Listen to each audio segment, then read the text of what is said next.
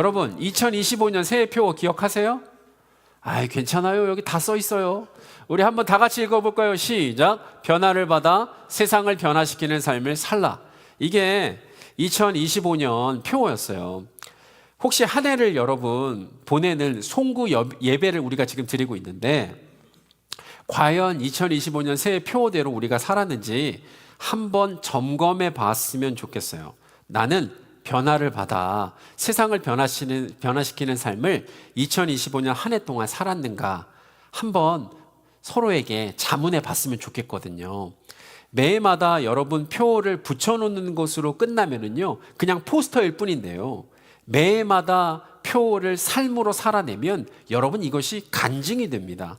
그러므로 포스터와 간증 사이에서 우리는 포스터로 끝났는지 아니면 간증으로 끝났는지를 오늘 말씀의 근거에서 세 개의 질문을 통해 한번 살펴보도록 하겠습니다. 첫 번째 질문은 뭐냐면요, 우리는 올 한 해 동안 정말 변화를 살았는가? 라는 걸 한번 물어볼 거고요. 두 번째, 우리는 올 한 해 동안 변화를 받는 자리에 있었는가를 한번 살펴볼 거고요. 마지막으로 우리는 올 한 해 동안 이 세대를 거부했는가라는 것을 한번 물어볼 거예요. 첫 번째로 우리는 올 한 해 동안 정말 변화를 살았는가 한번 살펴보도록 하겠습니다. 한 해 결과를 점검해 볼 때 여러분은 무엇으로 점검을 하십니까? 보통 농부들은 열매를 놓고 작황을 점검을 하면서 한 해 농사를 돌아보고 혹시나 부족한 게 있으면 보완하거나 개선할 점을 생각해 보는 것처럼 2025년 우리가 맺은 열매를 잠시 돌아보는 시간을 한번 가졌으면 좋겠어요. 여러분이 생각하실 때 2025년 우리 삶에 혹시 변화를 받은 흔적이 있으셨나요? 한번 생각해 보시기 바랍니다. 내가 변화를 받은 게 올해 있었나? 한번 생각해 보세요. 본문 2절 말씀에 보면 오직 마음을 새롭게 함으로 변화를 받아 라고 말씀해요. 변화받다라고 하는 원어의 뜻은 뭐냐면 본질이 새롭게 되는 것, 완전히 다른 존재로 변하는 것을 뜻하는 단어입니다. 마치 실로 꽁꽁 몸을 번데기가 꽁꽁 실로 몸을 싸잖아요. 그러다가 나비가 되는 것은 완전히 다른 존재로 변하는 것처럼 2025년 우리 본질이 새롭게 되거나 완전히 다른 존재로 변하는 것이 여러분 혹시 있으셨나요?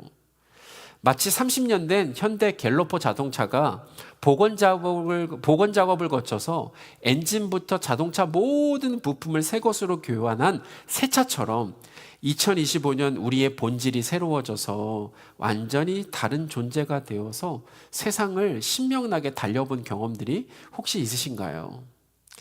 본문이 말씀하고 있는 변화는요, 여러분 머리에만 남는 그런 이해가 아니라 삶에 남는 흔적을 말합니다. 누군가 단순하게 행동을 바꾸거나 교정하기 위해서 아이고 이거 하지 마, 저거 하지 마 라고 말할 때 그냥 이거 안 하고 저거 안 하는 것을 말하고 있는 것이 아닙니다. 마음으로 내가 이것을 해야 되겠다라고 하는 결심에서 나오는 것이 여러분 진정한 변화입니다. 아주 작은 습관의 법칙, 제임스 클리어라고 하는 사람이 진정한 변화, 진짜 변화를 이렇게 설명을 하더라고요. 성경을 읽어야 되겠다라는 것보다 성경을 읽는 사람이 되는 것이 훨씬 좋다라고 이야기를 합니다. 왜 성경을 읽는 것보다 성경 읽는 사람이 되는 것이 훨씬 좋을까요? 모든 변화는 내면, 마음에서 외면, 행동으로 나오기 때문에 단순하게 행동을 교정하는, 행동을 바꾸는 것보다는 목적이 있는 삶이 훨씬 더 가치 있는 삶이기 때문입니다. 왜요? 목적이 나를 이끌어가는 삶이 누가 등 떠밀어서 하는 것보다 훨씬 더 가치가 있기 때문이에요. 성경에는요, 본질이 새롭게 되거나 완전히 다른 존재로 변한 인물들이 등장합니다. 예수 그리스도의 부활을 직접 보고 또한 그 십자가, 그 상처를 만지고 경험했던 제자들은 가장 귀한 십자가의 복음을 어떻게 해요? 가장 귀한 목적으로 삼고 일생을 살았습니다. 예수 믿는 자들을 잡으려고 다메섹 사막을 건너가다가 예수 그리스도를 만났던 바울은 일평생을 예수 그리스도의 복음을 전하는 것을 가장 귀한 목적으로 삼고 일생을 바쳤습니다. 사도 바울은 이렇게 자신이 경험한 본질이 새롭게 되고 완전히 다른 존재로 변하는 경험을 고린도후서 5장 17절에서 말씀합니다. 누구든지 그리스도 안에 있으면 새로운 피조물이라. 이전 것은 지나갔으니 보라 새 것이 되었도다. 여러분 영어 성경에 보시면요, if anyone, 어느 누구라도 라고 얘기를 하고 the new creation has come, 새로운 창조가 일어났다 라고 완료형으로 얘기하는 거예요. 누구든지 새로운 창조가 일어난 거예요. 예수 그리스도를 나의 구주, 나의 하나님으로 영접하는 사람들은요. 그러므로 2025년 누구든지 그리스도 안에 있었다면 새로운 창조는 일어났습니다. 여러분, 새로운 창조는 좀 전에 말씀드린 것처럼 그 누구에게도 제한이 없습니다. 고린도후서 5장 17절에 말하듯이 누구든지 그리스도 안에 있으면 새로운 피조물이고요. 로마서에서 사도 바울은 복음 앞에서는 누구도 예외가 없음을 반복해서 선언하고 있습니다. 남녀노소 빈부귀천을 떠나 누구든지, 헬라인이나 야만인이나 지혜 있는 자나 어리석은 자나 이런 걸 다 떠나서 누구든지, 이방인들과 임금들과 이스라엘 자손들 누구든지 새로운 창조가 일어날 수 있다라고 선포하고 있습니다. 그렇다면 이제 올 한 해를 돌아보는 진단 질문을 각자에게 한번 해보시기 바랍니다. 2025년 내가 그리스도 안에 있었다면 새로운 창조가 분명히 일어났을 텐데 세 가지 질문을 한번 던져보시기 바랍니다. 첫 번째 질문, 여러분 2025년 혹시라도 기도의 변화가 있으셨나요? 전심으로 여러분 기도를 하셨나요?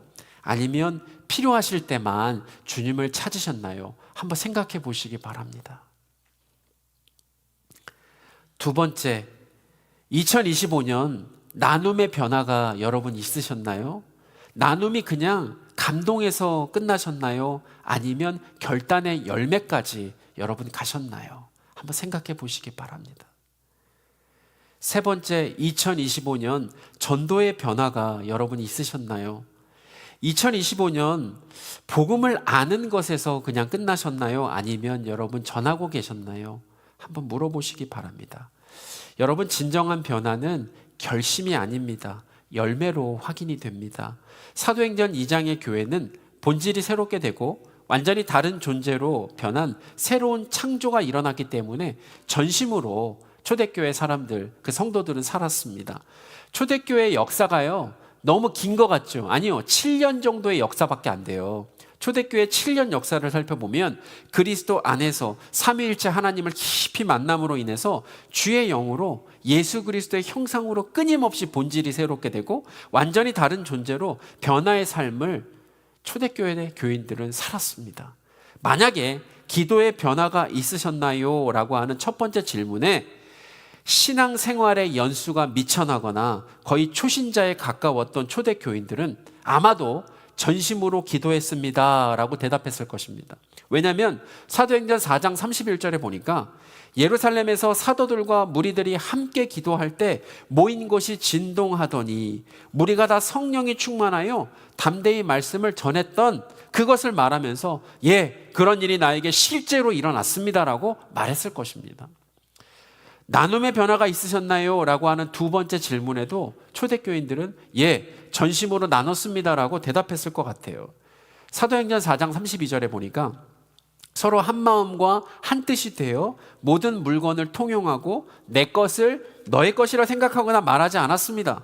가난하더라도 나누려고 최선을 다했다라고 아마 이렇게 얘기하지 않았을까요? 내 것을 내 것만이라고 생각하지 않고 나눴습니다.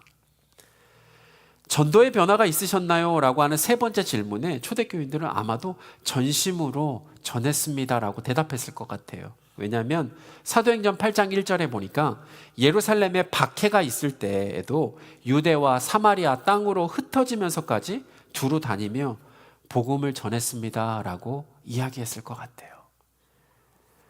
2025년 우리의 변화는 100마디 말보다 열매로 증명이 됩니다.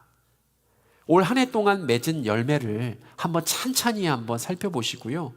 2026년 새해에는 우리 삶의 변화를 받은 흔적이 아름다운 삶의 열매로 맺게 되시기를 예수 그리스도 이름으로 축복합니다. 두 번째, 우리는요, 올 한 해 동안 변화를 받는 자리에 있었는가 한번 질문해 봤으면 좋겠습니다. 이거는요, 한 해 동안 우리가 어떤 삶의 과정을 살아왔는지를 돌아보는 질문이기도 합니다.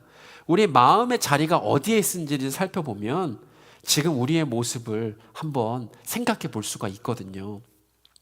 본문 2절을 다시 말씀드려보면 오직 마음을 새롭게 함으로 변화를 받아 라고 이렇게 기록되어 있어요. 변화받다의 원어적 뜻이 뭐라고요? 본질이 새롭게 되다. 완전히 다른 존재로 변하다라고 하는 뜻이라고 말씀드렸어요.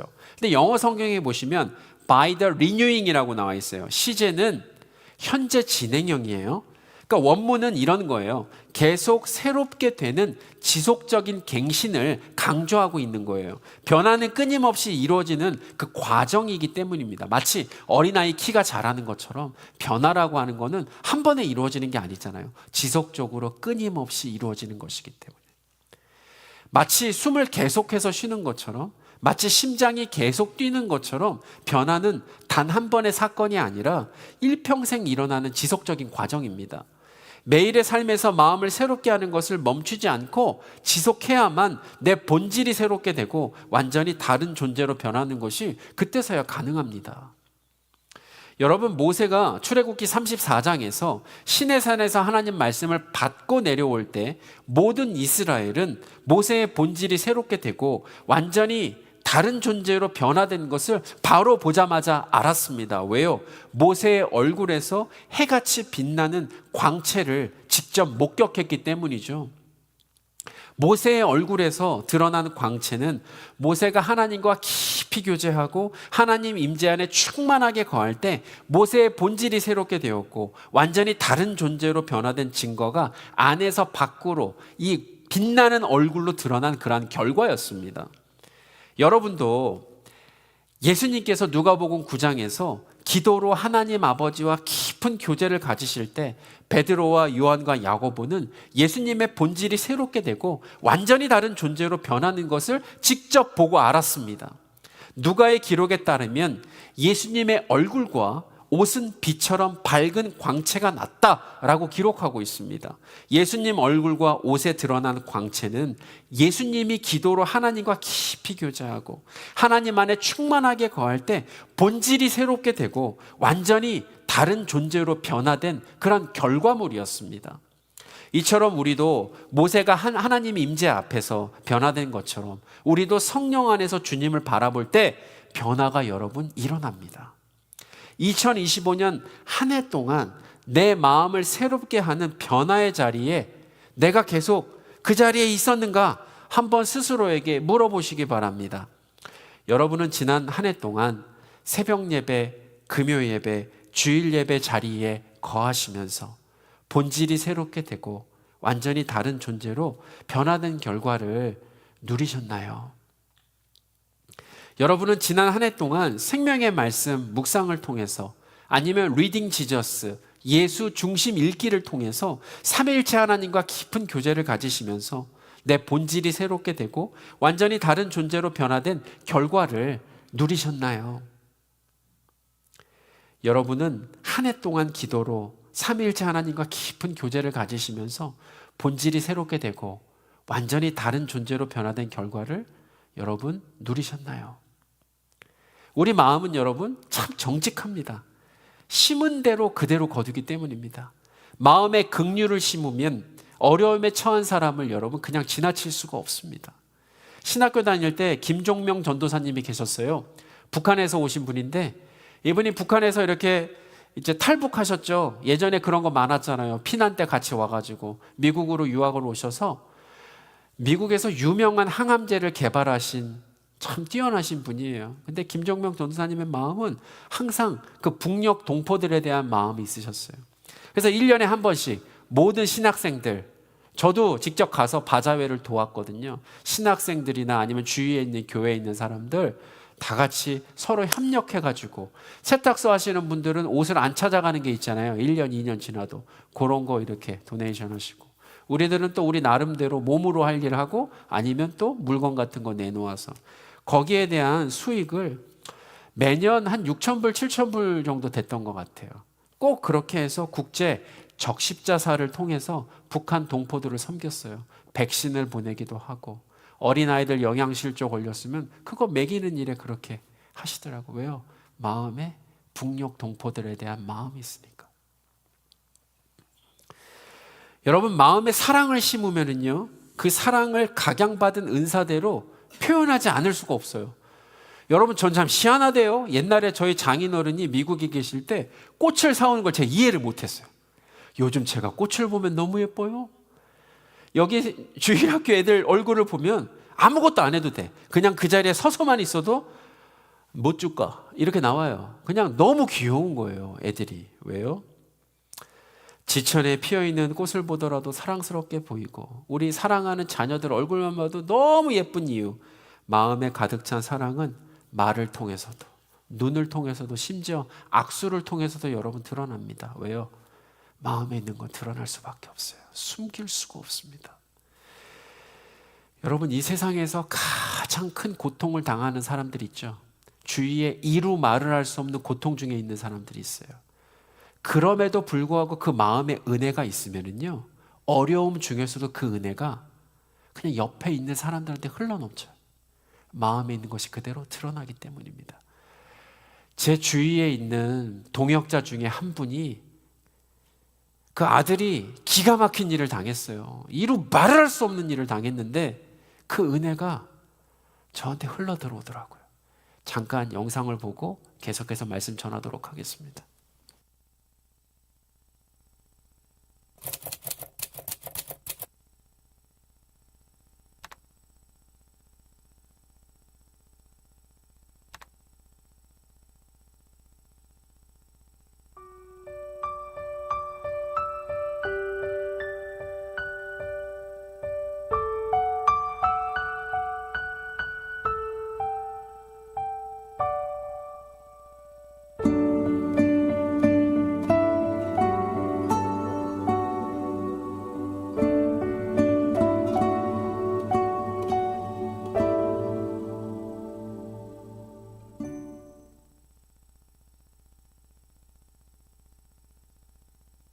엄마 봐봐 다시. 엄마 볼래? 또 두려워 말라.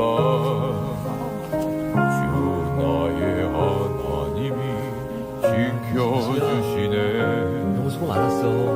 놀라지 마라, 겁내지 마라. 주님 나를 지켜주시네. 내 맘이 힘에 겨워지질지라도 주님 나를 지켜주시네. 세상의 험한 풍파 몰아치고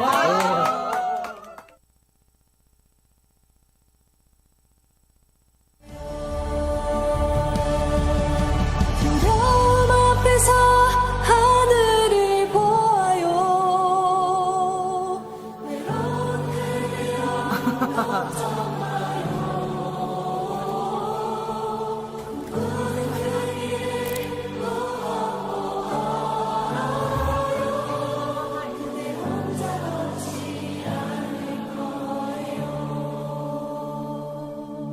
그대 혼자 걷지 않을 거예요.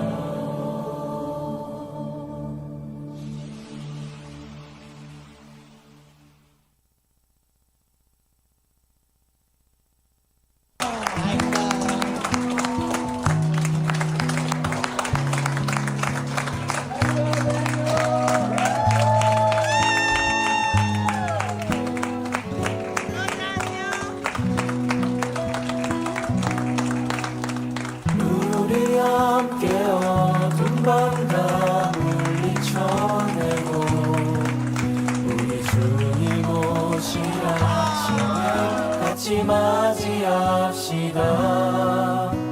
길이 참고 견딘 삶 주가 기억하시리. 내가 보이실 영광 중에 우리 나타나리라.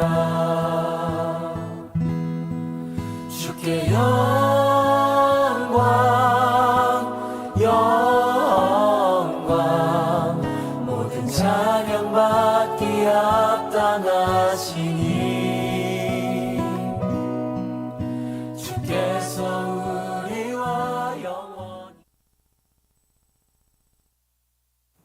사랑하는 성도 여러분, 인생에서 우리가 가장 어려운 순간에 있을지라도 우리가 거해야 되는 곳에 있으면 우리 마음속에 있는 은혜가 우리 주위로 흘러넘칩니다.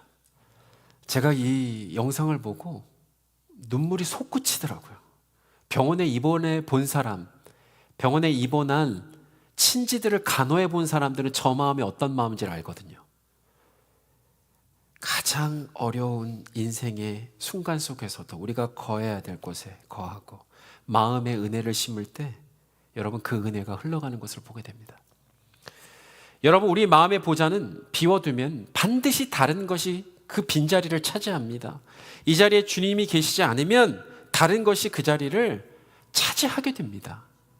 내 마음의 보좌에 세상이 들어오면 내 본질은 세상으로 어떻게 해요? 새롭게 되고 나는 완전히 세상과 같은 존재로 변하게 되죠. 결국 세상과 깊이 교제하고 세상 안에 충만하게 거하면 세상은 내 본질을 새롭게 하고 완전히 다른 존재로 변화시켜요. 그 반대의 일이 일어난단 말이에요. 결국에는 어디까지 가냐면 로마서 1장 21절까지 갑니다. 하나님을 알되 하나님을 영화롭게도 하지 아니하며 감사하지도 아니하고 오히려 그 생각이 허망하여지며, 이건 뭐냐면 원어 뜻을 보면 무익한이라고 하는 뜻이에요. 무익한 곳, 마음이 어두워져요. 엄한 데 가 있단 말이에요. 거하지 말아야 될 곳에 가 있고. 이렇게 되면 사람이 이런 결과를 맞게 됩니다. 그러므로 우리가 올 한 해 동안 내 본질이 새롭게 되고 완전히 다른 존재로 변화된 결과가 없다면 그것은 하나님께서 일하지 않으신 것이 아니라요, 우리가 하나님께서 원하시는 그 자리에 머물지 않았기 때문일 수도 있어요. 올 한 해 동안 내가 변화를 받는 자리에 있었는지를 여러분 한번 찬찬히 살펴보시고 2026년 새해에는 모세처럼 예수님처럼 삼위일체 하나님과 깊이 교제하고 대면한 광채가 여러분들의 얼굴을 통해서 드러나게 되기를 간절히 소원합니다. 또한 내 본질이 새롭게 되고 완전히 다른 존재로 변화된 결과가 예수 닮은 모습으로 드러나게 되기를 예수 그리스도 이름으로 축복합니다. 세 번째 질문인데요, 우리는 올 한 해 동안 이 세대를 거부했는가? 라고 한번 물어보셨으면 좋겠어요. 이번에는요, 올 한 해 동안 우리가 살아오면서 삶의 방향이 어디를 향하고 있었는지에 대한 질문입니다. 본문은 너희는 이 세대를 본받지 말고 라고 말씀하고 있어요. 본받다라고 하는 원어적 뜻은 뭐냐면 어떤 틀에 맞추다, 어떤 형식에 맞게 내가 빚어지다 라고 하는 뜻이 있어요. 이 세상은 일정한 모양이나 형태를 만드는 틀이 있습니다. 제가 초등학교 다닐 때 학교 앞에는요, 오방떡, 붕어빵, 탕콩빵, 뭐 밤빵 이런 거 팔았거든요. 반죽은 다 죄다 똑같아요. 그죠? 철판 틀의 모양에 따라서 오방떡은 이렇게 지사각형 모양의 동그스름하게 나오죠. 붕어는 붕어 모양이잖아요. 땅콩은 땅콩 모양, 밤 모양으로 그렇게 나오더라고요. 어떻게 따라? 철판 틀의 모양에 따라 찍혀 나오잖아요. 세상은 끊임없이 우리를 세상의 철판 모양으로 여러분 찍어내고 있고 만들어가고 있어요. 뉴욕에 처음 유학을 왔을 때 허리가 아파가지고 그 당시에 제가 유학 오기 직전에 공항에서 현대보험의 여행자 보험을 싸게 들어가지고 입국을 했어요. 허리가 아프니까 제가 이거 보험을 들고 카이로프랙터를 찾아갔어요. 치료를 받고 시간이 좀 흘렀던 것 같아요. 근데 한국에서 전화가 왔어요. 김성계 씨 되시죠? 아, 예. 현대보험입니다. 아, 무슨 일이시죠? 최근에 카이로프랙터 다녀오신 적 있으시죠? 예. 그런데요? 아니, 얼마나 다니셨어요? 그냥 조금 다니다가 괜찮아져서 이제 안 다닙니다. 너무 많은 금액을 박땡땡 카이로프랙터에서 청구하셔서 확인차 연락드렸습니다. 아니, 도대체 얼마를 청구했길래요? 금액을 듣는 순간 제가 깜짝 놀랐습니다.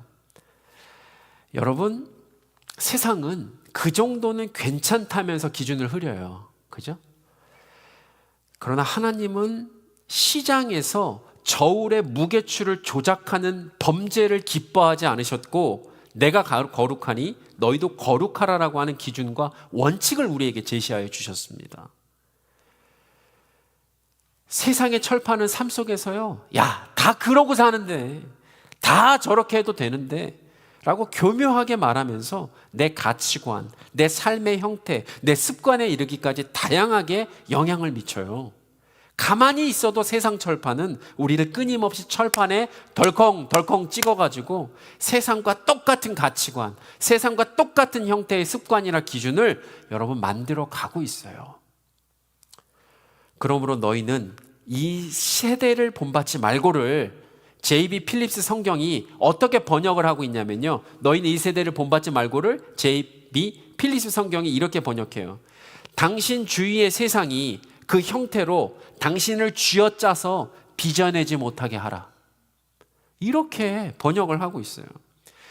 여러분, 우리가 사는 세상은요, 아담의 범죄 이후로 에덴 동산 밖에서 살게 됐죠. 그러다 보니까 끊임없는 영적 싸움이 있는 거 당연한 거 아시죠?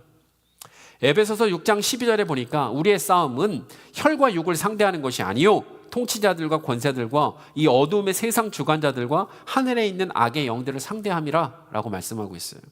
집요하게 끊임없이 간교하게 세상의 틀로 나를 세상처럼 만들려고 하는 공중잡은 권세자들의 도전 속에서 우리는 스스로에게 물어야 할 질문이 있습니다. 나는 2025년 올해 무엇을 거부하며 살았는가를 여러분 한번 물어보시기 바랍니다. 올 한 해 동안 여러분의 성공 기준은 세상과 무엇이 달랐나요? 올 한 해 동안 여러분의 비교 기준은 여러분 세상과 무엇이 달랐나요? 여러분 올 한 해 동안 여러분이 인정을 받는 그 기준은 세상과 무엇이 달랐나요? 예전에 세상 철판에 만들어진 명함을 제가 한번 받았어요. 목회자에게 제가 명함을 받았는데 뒤를 보니까 받자마자 제가 엄청나게 놀랐습니다.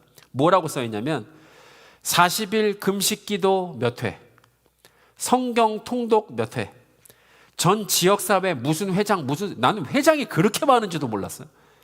죄다가 다 적어놓고, 여러분 처음부터 이분이 참 신자의 삶을 포기하고 세상 철판에 만들어진 삶을 처음부터 살았을까요? 아니에요. 그렇지 않을 거라고요. 신압으로 알게 모르게 조금씩 집요하게 끊임없이 간교하게 세상의 틀로 나를 세상처럼 만들려고 하는 공중잡은 권세자들에게 넘어간 거 아닐까요? 그러므로 신앙의 이름은 달랐지만 실제로는 세상의 철판의 선명한 증거가 2025년 한 해 동안 나에게는 없었는지를 한번 물어보시기 바랍니다. 세상 철판을 거부할 수 있을 만큼 나를 본받게 한 게 있다면 그게 또 무엇이었는지를 한번 살펴보시기 바랍니다. 나는 지금 어떤 틀에 맞추어서 어떤 형식에 맞게 빚어지고 있는가? 제가 지구과학 시간 때 광물의 단단한 정도에 대해서, 그 강도에 대해서 배웠거든요. 1부터 10까지 중에서 가장 단단한 광석이 철광석, 아마 다이아몬드였던 것 같아요. 9에서 10 정도 됐던 것 같은데, 여러분 가장 단단한 광물을 가지고 그 어떠한 돌을 깎아도 깎여요. 왜요? 가장 단단하니까. 그러면 세상의 틀보다 우리에게 더 강력한 틀이 있다면 그것은 무엇일까요? 하나님의 살아야 계신 말씀입니다. 세상은 끊임없이 야, 내가 부모님 잘 만났더라면, 내가 배우자 잘 만났더라면, 내가 자녀를 잘 만났더라면, 내가 사업에 성공만 했었더라면, 내가 돈이 조금이라도 있었더라면 이라는 조건으로 성공, 비교, 인정의 기준을 끊임없이 제공합니다. 세상은 끊임없이 적어도 이 나이 정도 되면 이 정도는 살아야 되고, 이 정도는 누려야 되고, 이 정도 위치는 되어야 한다라고 하는 성공, 비교, 인정의 기준을 끊임없이 세상의 틀로 나를 찍어서 만들어 가려고 해요. 거기에 미치지 못하면 나는 이 세상에서 인정받지 못하는 존재처럼 그렇게 느끼게 만든다니까요. 여러분, 임마누엘의 하나님은요, 임마누엘이라고 하는 거 지난주에 나눴죠. 과거에도 나와 함께 하셨고 지금도 나와 함께 하시고 영원토록 우리와 함께 하실 임마누엘의 하나님은 우리의 목자이십니다. 그 목자 PR 바이오 산성이신 분이 우리를 어떻게 인도하셨나요? 다윗이 고백하는 거 들어보면 알거든요. 여호와는 나의 목자시니 내가 부족함이 없으리로다. 가장 온전하고 완전하고 신실하게 내 삶을 인도해 주신 살아계신 하나님 아버지가 우리의 아버지이십니다. 예수 그리스도께서 임마누엘 하나님으로 이 땅에 오셨을 때요, 세상의 성공, 세상의 비교, 세상의 인정을 거부하신 것은 결코 우연이 아니에요. 왜요? 썩어져 갈 것이었거든요. 후패한 거예요. 이 땅에서는요, 이거에 만족을 누리는 순간 주님을 놓칩니다. 예수님 입에서 내가 치료한 사람의 숫자가 몇인데 빈들에서 먹인 사람이 몇 명인 줄 알아? 권세 있는 자들 찾아가가지고 굽신굽신대면서 아이고 내가 이런 거 전하는 사람인데 라고 자신을 드러내는 그 어떠한 방법도 이 땅에서 그런 방법으로 사역하지 않으셨습니다. 그죠? 혹시라도 예수님도 거부하신 것을 나는 2025년 올해 무엇을 거부하며 살았는지를 한번 돌아보셨으면 좋겠습니다. 올 한 해 동안 여러분은 세상의 성공 기준을 거부하며 사셨나요? 올 한 해 동안 여러분은 세상의 비교 기준을 거부하며 사셨나요? 올 한 해 동안 여러분들은 세상의 인정의 기준을 거부하며 사셨나요? 거부의 목표는요, 고립되는 게 아니에요. 왕따 되는 게 아니라 분별입니다. 세상 틀을 거부하면 거부할수록 하나님의 뜻은 더욱더 명확하게 보이거든요. 그죠? 올 한 해 동안 내가 세상의 성공과 비교와 인정 기준을 거부하며 살았는지를 한번 살펴보시고 2026년 새해에는 가장 최선으로 인도하시고 역사하시고 먹이시는 목자 되시는 하나님을 더욱 분별하게 되시기를 예수 그리스도 이름으로 축복합니다. 2025년 새해 표 말씀을 돌아보면서 정직하게 우리 세 가지 질문을 던져봤어요. 우리는 올 한 해 동안 정말 변화를 살았는가? 우리는 올 한 해 동안 변화를 받는 자리에 머물고 있었는가? 우리는 올 한 해 동안 이 세대를 거부했는가를 물어봤습니다. 여러분, 하나님은 결코 우리가 부족하다고 그것밖에 살아내지 못했냐라고 정죄하시지 않습니다. 혹시라도 부족한 부분이 있다면 그것을 다시 살아낼 수 있는 힘과 용기와 지혜를요, 여러분들에게 베풀어 주십니다. 하나님은 우리를 정죄하시려고 이러한 질문을 주신 것이 아니라요, 다시 살려내시려고 이 말씀을 주시는 거예요. 바라기는 2026년 새해 다시 한번 변화를 받아 변화를 살아내는 새해가 되시기를 예수 그리스도 이름으로 축복합니다.